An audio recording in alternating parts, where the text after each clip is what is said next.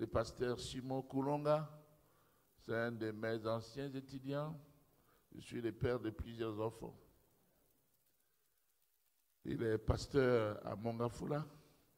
Il est chef de district des Assemblées de Dieu dans toute cette partie-là de Mongafula, Makala et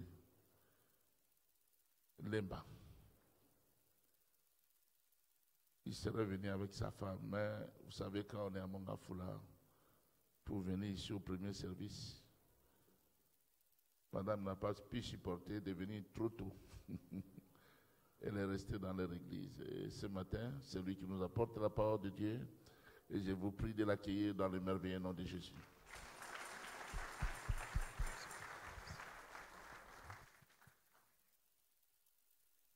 Gloire soit rendue au Seigneur Jésus pour la grâce et cette opportunité qu'il m'offre pour que nous puissions nous tenir devant vous.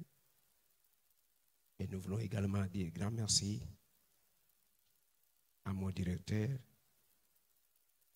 et à mon professeur. Et j'ai dit aussi grand merci à maman Cécile qui fut aussi mon professeur. Et ce sont mes directeurs et ce sont aussi mes professeurs. Ils nous ont vraiment aidés. Ils étaient pour nous des modèles. Alléluia. Que Dieu soit béni. Et sans plus tarder, nous allons passer à la parole du Seigneur. Nous allons lire dans les épîtres aux Hébreux, le chapitre 11. Nous allons lire les versets 6. Nous lisons au nom du Seigneur. Or, sans la foi, il est impossible de lui être agréable. Car il faut que celui qui s'approche de Dieu croit que Dieu existe et qu'il récompense ceux qui les cherchent. Parole du Seigneur. Alléluia. Le message que je vais partager avec vous ce matin s'intitule « La récompense de l'Éternel ». Je voudrais dire et rassurer un enfant de Dieu, un serviteur de Dieu, qu'au ciel, il y a quelqu'un qui nous récompense. Il y a quelqu'un qui voit ce que nous faisons. Il y a quelqu'un qui voit la manière dont nous faisons les choses. Il y a quelqu'un qui observe et qui constate. La finalité, ça sera la récompense. Et je veux te rassurer ce matin que tu n'es pas en train de passer ton temps inutilement.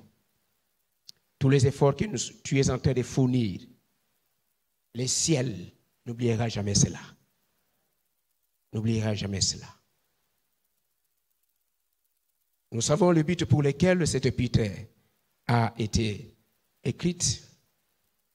Cette épître s'adressait principalement aux chrétiens d'origine juive qui subissaient la persécution et qui étaient en train de sombrer dans les découragements.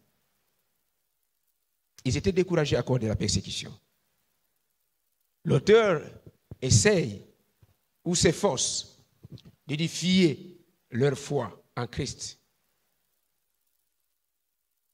en leur expliquant la supériorité, la finalité de la révélation, de la rédemption que nous avons en Christ Jésus. Et voilà pourquoi là où nous venons de lire, la Bible est en train de dire que celui qui s'approche, celui qui se présente, celui qui vient devant Dieu, doit avoir une vertu cardinale. Et cette vertu cardinale, et c'est ce que nous appelons la foi. Bien-aimés dans le Seigneur, le royaume de Dieu fonctionne par la foi. Le royaume de Dieu bouge avec la foi. Et Dieu se déplace quand il trouve quelqu'un qui croit en lui. Et Dieu travaille s'il y a quelqu'un qui peut placer sa confiance en lui. Voilà pourquoi la Bible dit que celui qui s'approche doit croire. Donc la foi est incontournable dans le royaume de Dieu. Un principe qu'on ne peut pas mettre de côté. Si nous voulons réussir, si nous voulons recevoir nous voulons voir la main de Dieu agir ou fonctionner dans notre vie, la foi est fondamentale. Alléluia. La foi est capitale.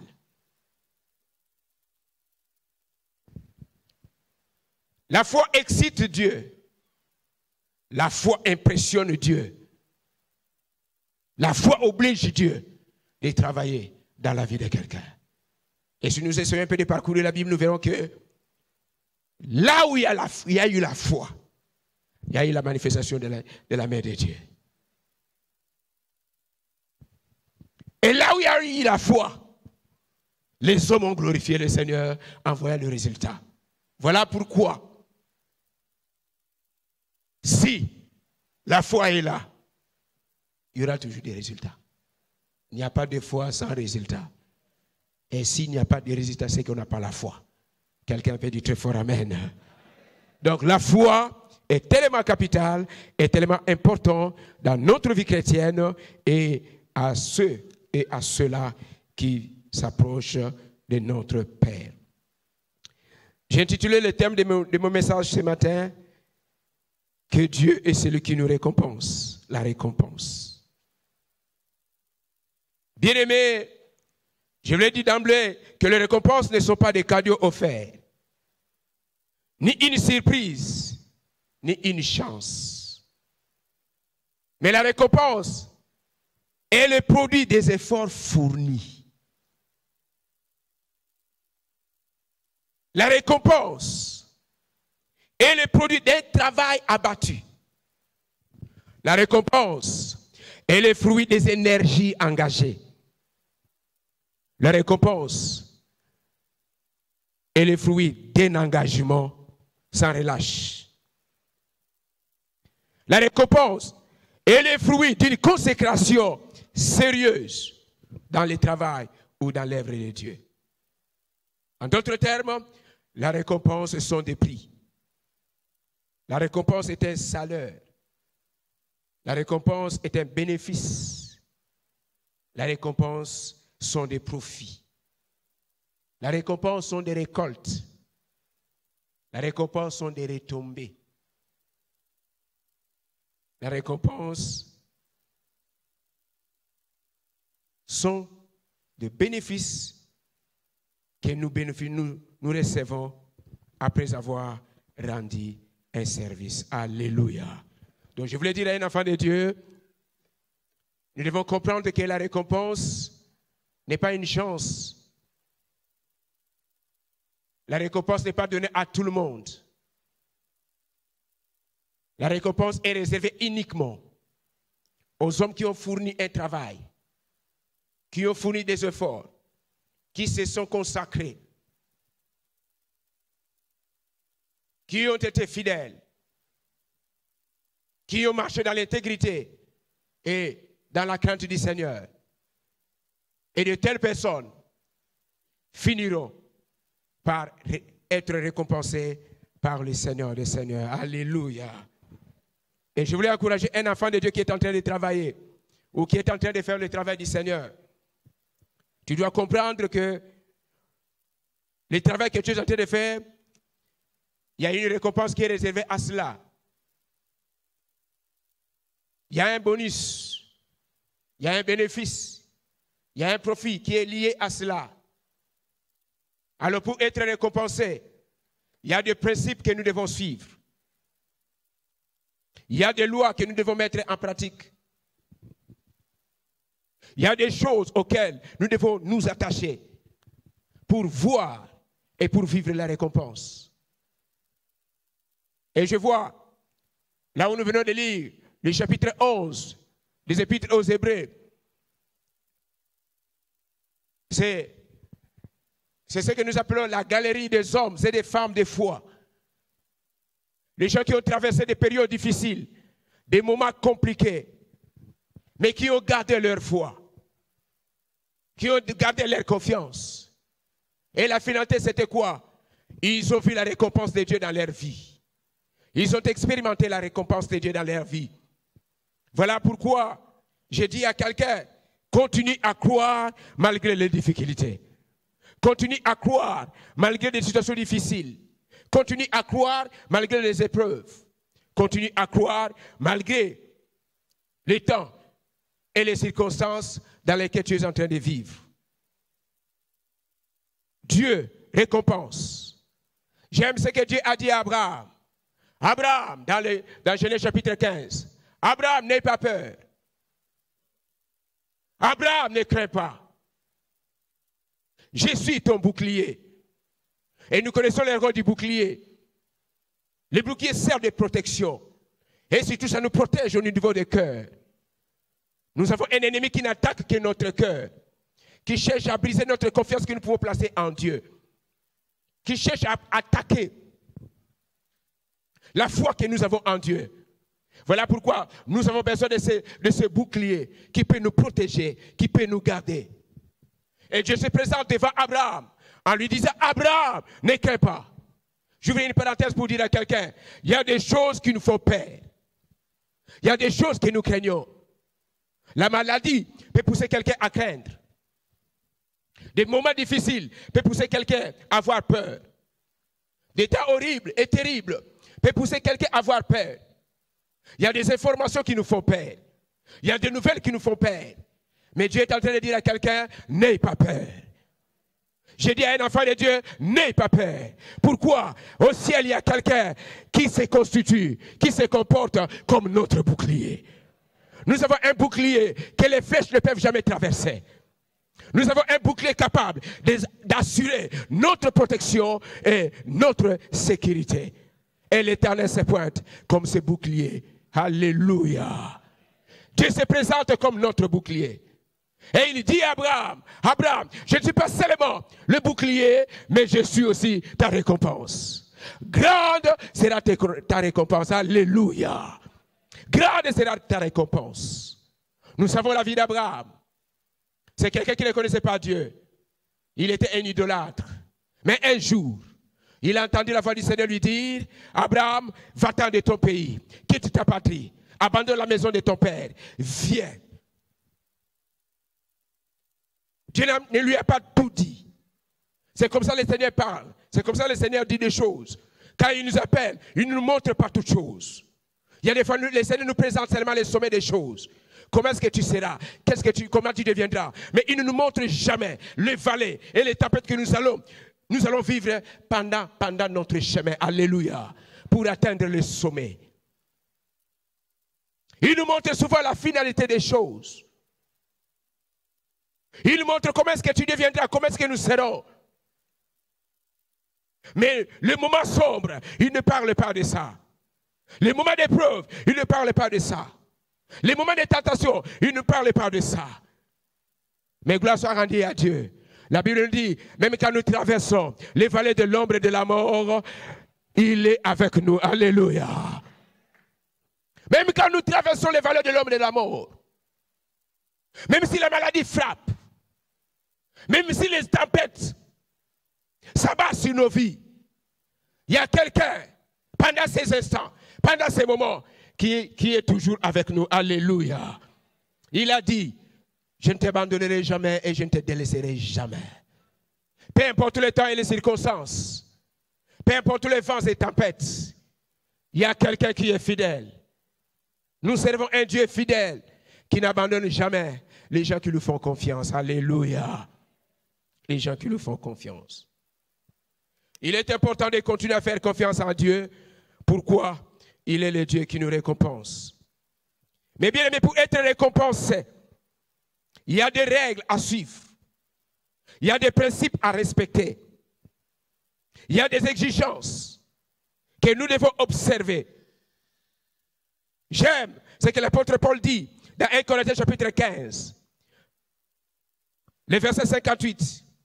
Ainsi, mes frères, bien-aimés, soyez fermes, inébranlables, travaillant de mieux en mieux à l'œuvre du Seigneur, sachant que votre travail ne sera pas vain dans le Seigneur. Alléluia.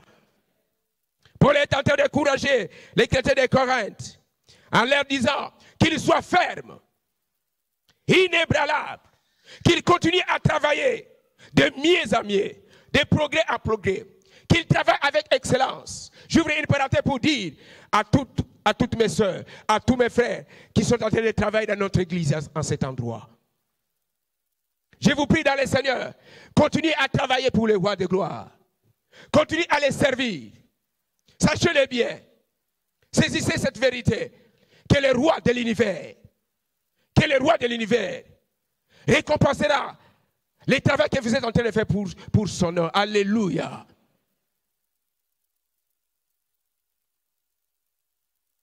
Ne minimise pas ce que tu es en train de faire à l'église. Mais ne minimise pas ce que tu es en train de faire pour le Seigneur. Au ciel, il y a quelqu'un qui voit. Et au ciel, il y a quelqu'un qui observe.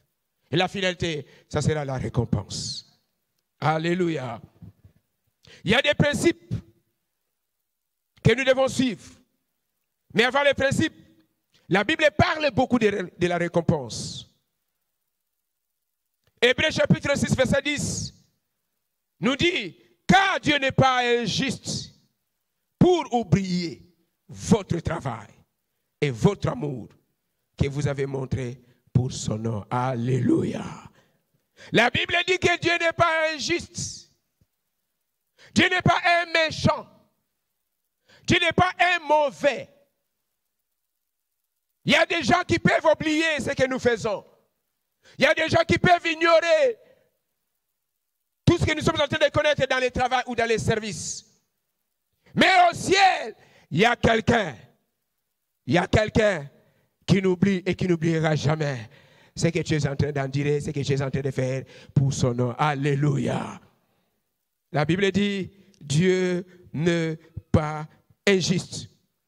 Voilà pourquoi le même épître aux Hébreux, au chapitre 10, le verset 35 nous dit, n'abandonnons pas notre assurance, n'abandonnons pas notre confiance, à laquelle est attachée une très grande récompense. Alléluia. N'abandonne jamais la confiance. N'abandonne jamais ce que tu es en train de faire pour le Seigneur. Pourquoi? À cela est attaché une grande, pas une petite, une grande. Alléluia. Dis au voisin, il y a une très grande récompense qui t'attend. Une très grande récompense. N'abandonnons jamais. Il y a des choses qui peuvent nous pousser à abandonner. Mais mets en tête, à cause de la récompense, que tu n'abandonnes pas ce que tu es en train de faire pour la gloire du Seigneur. Alléluia. Pendant que tu es en train de servir le Seigneur, tu ne seras pas rose. Pendant que tu es en train de servir le Seigneur, tu ne seras pas facile. Pendant que tu es en train de servir le Seigneur, tu n'auras pas tout du coup. Il faut la patience, il faut la persévérance. Quelqu'un peut dire très fort amen. Je me souviens une fois, quand notre directeur nous partageait son expérience, il y a eu des moments où notre directeur pleurait. Il y a eu des moments où il pleurait. Pendant que nous sommes en train de travailler pour le Seigneur, il y aura des moments de pleurs. Il y aura des moments où nous allons verser de larmes. Nous allons rencontrer des situations de problèmes qui vont nous dépasser. Il y a des fois, nous allons nous poser des questions. Pourquoi ça? Pourquoi ça? Mais je rassure à un enfant de Dieu qui passe de tels moments, de telles situations. Aie courage, n'abandonne jamais. Aie courage, continue à faire ce que tu es en train de faire. Nous servons un Dieu qui n'abandonne et qui n'oublie jamais et qui récompense le moment et le temps difficile que nous sommes en train de traverser à cause de son nom et surtout à cause de son travail. Je me souviens, il y a des moments que nous avons traversés, on n'avait pas d'habits. On n'avait pas quelque chose à manger avec ma femme, alors que nous dirigeons une église. Ma femme a préparé, arrivé quelque part, ma cale ici là, pour nous bélater. À 22 heures, on devait manger. Manger quoi? Les pondous ou les bélatés. Et le dimanche, je me présente devant l'église et je prêche. Ça me fait réaliser que hier, nous n'avons pas bien mangé.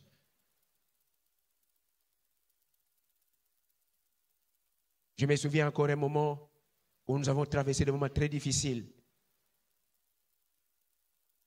Mon pasteur m'a remis des cartes pour distribuer aux gens. Au culte de dimanche comme notre culte maintenant. Et pendant que je distribuais les gens, je n'avais pas de souliers.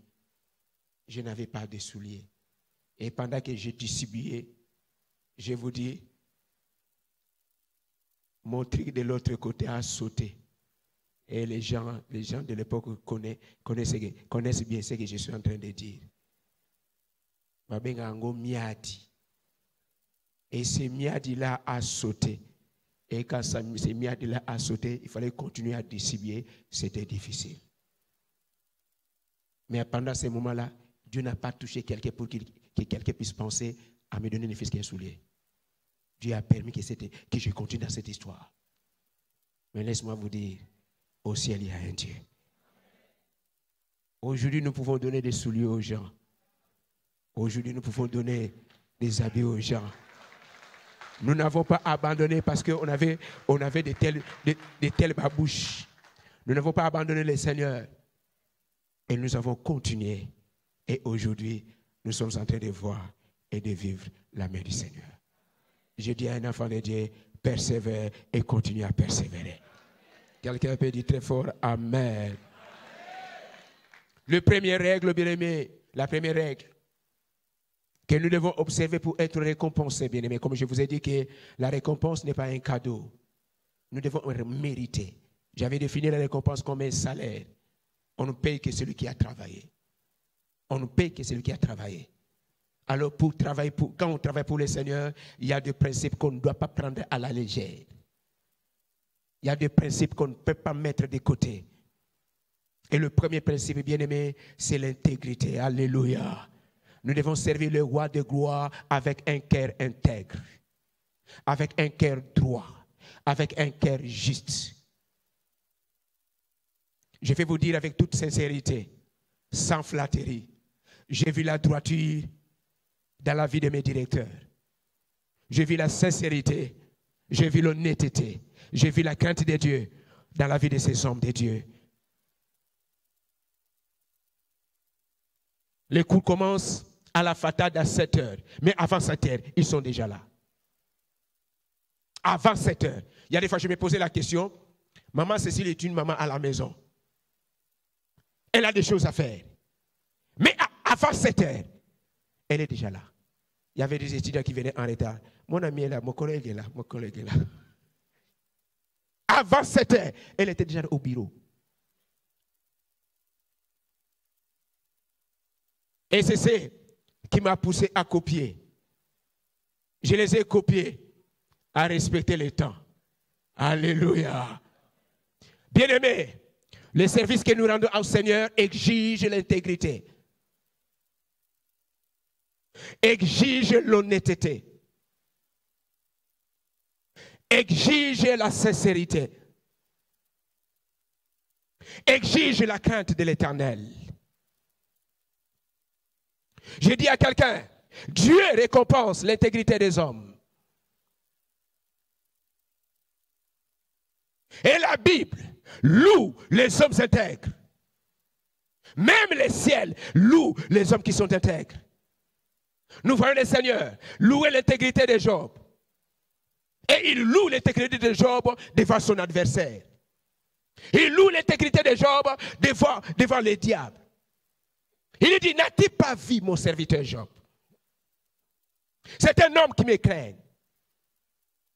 C'est un homme droit qui se détourne du mal. Il est intègre dans ses voies.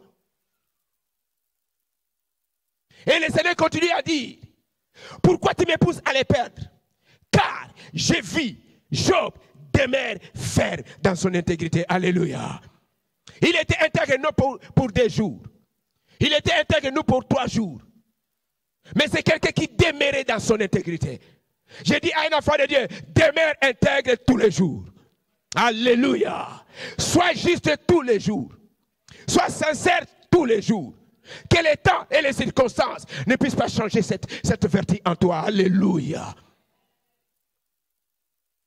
Sois sincère. Sois correct. Tous les jours, bien-aimés dans les Seigneurs. L'intégrité paye. Dieu récompense l'intégrité. Et nous connaissons cet homme, malgré la souffrance, malgré la période difficile, tout était saccagé. Il avait presque tout perdu. Et sa femme est allée plus loin pour lui dire, jusqu'à quand vas-tu demeurer dans ton intégrité? Alléluia. Même sa femme a constaté la persévérance de la vie de Job dans son intégrité. Que les situations difficiles ne te poussent pas à des compromissions. Que des moments compliqués de la vie ne te poussent pas à abandonner la vie juste.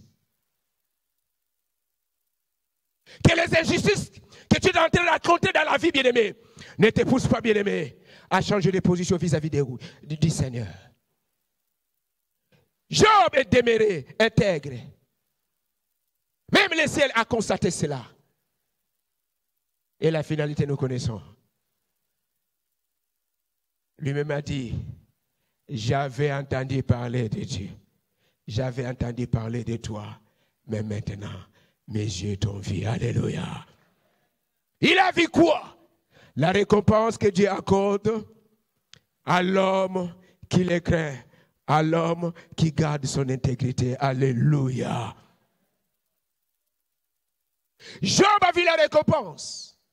Il avait des richesses. Mais après l'épreuve, c'était le double. J'ai dit à quelqu'un, tu auras la double portion. Que Dieu accorde toute personne la double portion. Celui qui persévère dans son intégrité jusqu'au bout. Que Dieu accorde la double portion à quiconque va persévérer d'être juste jusqu'au bout. D'être sérieux jusqu'au bout. D'être droit jusqu'au bout. Il l'a fait avec Job, il le fera aussi avec toi. Il l'a fait avec Job, il le fera aussi avec toi. Et bien aimé, la Bible présente qu'il n'y avait pas de filles comme des filles de Job. Alléluia. Quand Dieu récompense, même, il lui donne même la beauté. Alléluia. Quand Dieu récompense, il pense même à notre beauté. La récompense de Dieu nous change. La récompense de Dieu nous transforme. La récompense de Dieu nous positionne. Alors quelqu'un peut dire très fort amen. La récompense de Dieu te positionnera. Et la récompense de Dieu te transformera. La récompense de Dieu te changera. Attends la récompense de Dieu. Il est vrai, souvent nous attendons la récompense qui vient des hommes. Bien-aimé, tu ne seras pas pleinement satisfait quand un homme te récompense. Cherche la récompense qui vient du ciel. Et je demande à tous les bien-aimés qui travaillent, vous qui travaillez à l'intercession, vous qui travaillez à l'évangélisation, travaillez, n'attendez rien de l'église. N'attendez rien de l'église. Et faites le travail avec tous les sérieux possibles.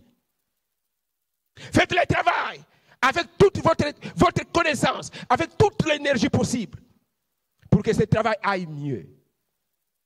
À la fin, la récompense sera là. Et quand la récompense sera là, on parlera de toi. Esaïeto Esaïeti. Ah, Esaneye. Alléluia. On parlera de toi. Nous aimons le Seigneur. Il récompense l'intégrité. Quelqu'un peut dire très fort amen. Voilà pourquoi la Bible dit,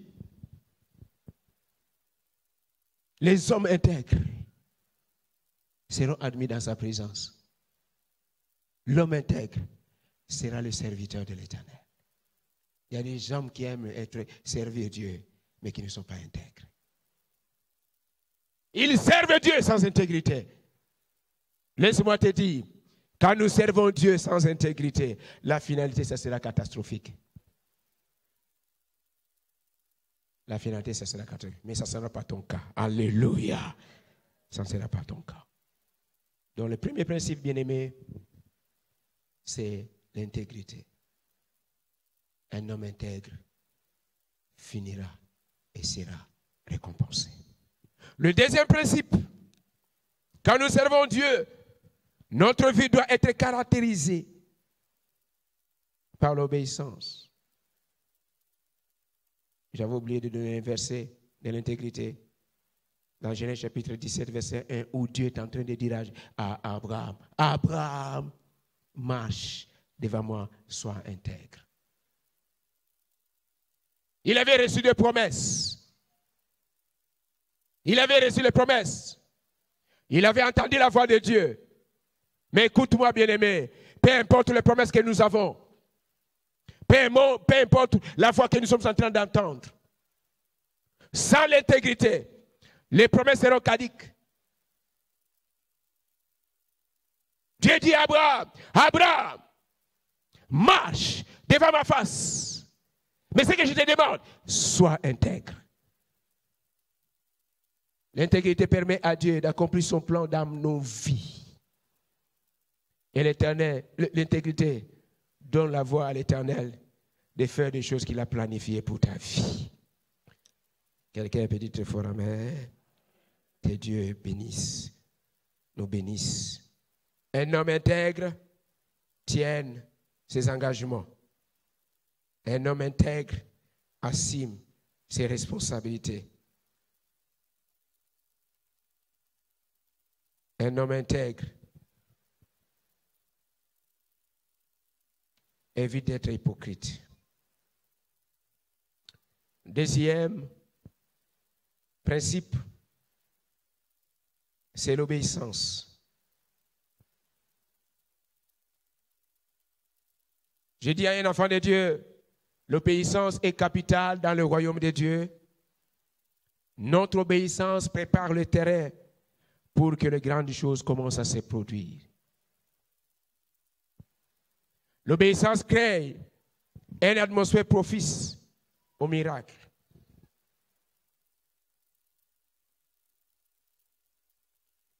L'obéissance paye. L'obéissance apporte la faveur divine dans notre vie.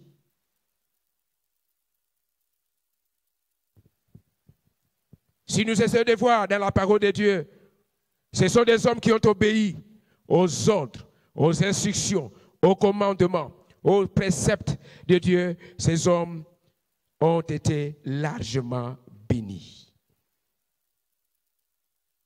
L'aveugle-né était en face du Sauveur. Il ne connaissait pas la route. Mais le Seigneur lui dit, allez, va se laver dans les réservoirs de Siloé. Cet homme pouvait se poser la question, mais est-ce que Moutazou est mon attaque na mon arrêté? Est-ce que Moutazou attaque na mon arrêté?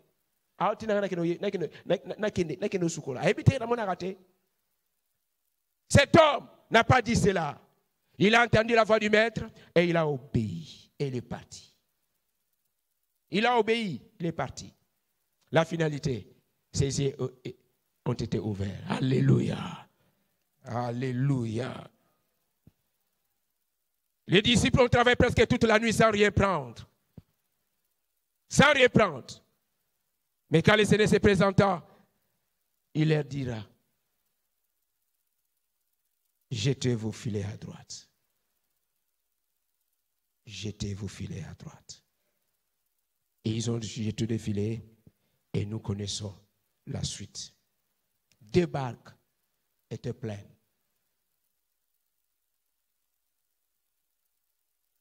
Je voulais demander à un enfant de Dieu que l'obéissance doit caractériser nos vies. L'obéissance joue un grand rôle dans notre vie pour permettre au Seigneur de continuer à nous utiliser. Je me souviens d'un homme de Dieu qui disait, à 3 reprises, le Seigneur lui a dit des choses. Et il a obéi à ces 3 choses. Il est allé quelque part pour faire le travail. Et Dieu l'avait utilisé pleinement et puissamment. Et Dieu lui a dit, si tu avais refusé de m'obéir, je n'allais pas t'utiliser. Nous voulons être utilisés aujourd'hui. Mais il y a beaucoup de gens qui écoutent Dieu, mais qui n'obéissent jamais à Dieu. Il y a des gens qui ont entendu des instructions divines. Il y a des gens qui ont entendu la voix de l'Esprit de Dieu. Leur disait, fais ça, ça, ça, ça. C'est toi qui dois faire ça, ça, ça, ça. Mais jusqu'à ce jour, ils n'ont jamais fait ça. Ils n'ont jamais fait ça. Peut-être ce matin, tu es dans la salle. Tu avais entendu une voix de l'Éternel te dire de faire quelque chose. Peut-être c'est pour ton église. Peut-être c'est pour un frère. Peut-être il y a un besoin que tu devais répondre. Et tu as entendu la voix de l'Esprit te dire, fais ça. Mais jusqu'à présent, tu es en train de reporter l'obéissance à l'Éternel. Tout report de l'obéissance est une désobéissance. Je me souviens un jour, j'avais désobéi à l'Éternel. Je suis allé dans une église, pendant qu'on prêchait, j'ai entendu la voix du Saint-Esprit me dire, prends cet argent que tu as dans la poche et mets ça dans l'offrande.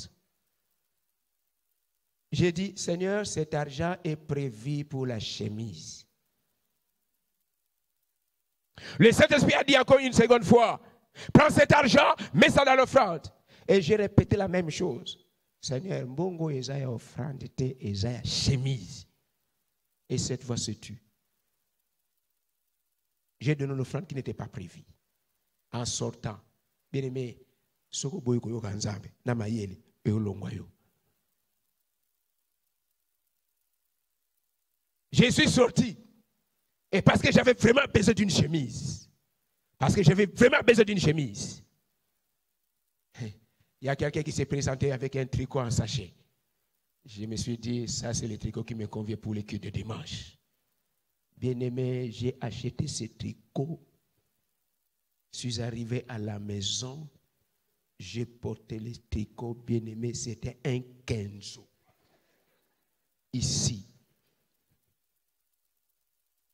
Ici. Awa te papa, awa. Mouté mama beba, ton mouté mama bebaza. Alléluia. Il y a des fois nous vivons des choses terribles et horribles parce que nous ne voulons pas obéir à la voix de l'Éternel. Nous n'obéissons pas à la voix de celui qui parle. Dieu a des choses à donner à ses enfants. Dieu a des postes à confier à son peuple. Mais ces choses qu'il prévoit, qu'il a prévues pour ta vie bien-aimée, avant cela, il nous exige des choses. Combien de gens ont perdu leur poste? Combien de gens ont perdu leur bénédiction à cause de la désobéissance? Deutéronome chapitre 28 nous dit, si vous écoutez la voix de l'Éternel votre Dieu, si vous obéissez à ses commandements, voici toutes les bénédictions. Voici, regardez les bénédictions qui deviendront votre partage.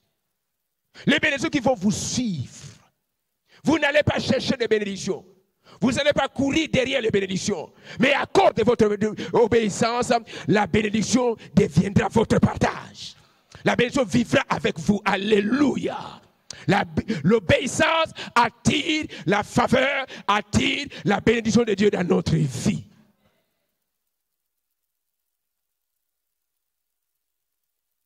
L'obéissance touche les cœurs de Dieu. Nous voyons ça dans la vie d'Abraham. Nous voyons ça dans la vie d'Abraham. Quand il a donné son fils, Isaac,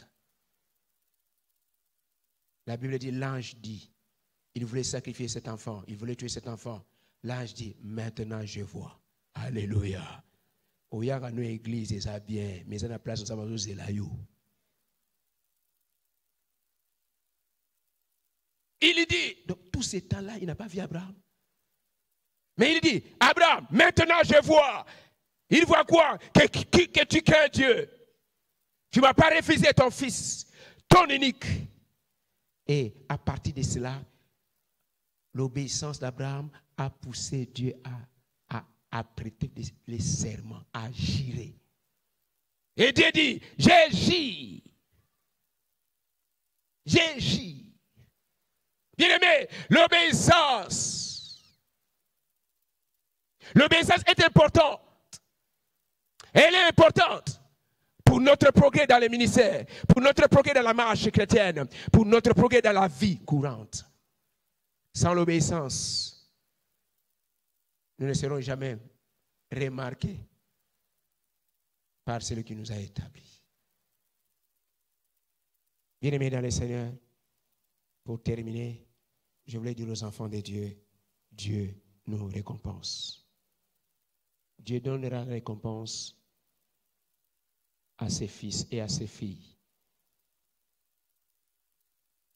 qui travaillent sérieusement. Dieu récompense les hommes et les femmes qui travaillent en gardant l'intégrité dans leur vie. Dieu récompense toute personne qui lui obéit. C'est par l'obéissance que notre Maître Seigneur, sans tenir compte de sa position, il a obéi. Et la Bible dit, à cause de cela, il a été souverainement élevé. Souverainement élevé. Dieu te lèvera, Dieu nous élèvera si nous marchons dans l'intégrité et si nous marchons dans l'obéissance. Que Dieu bénisse sa parole.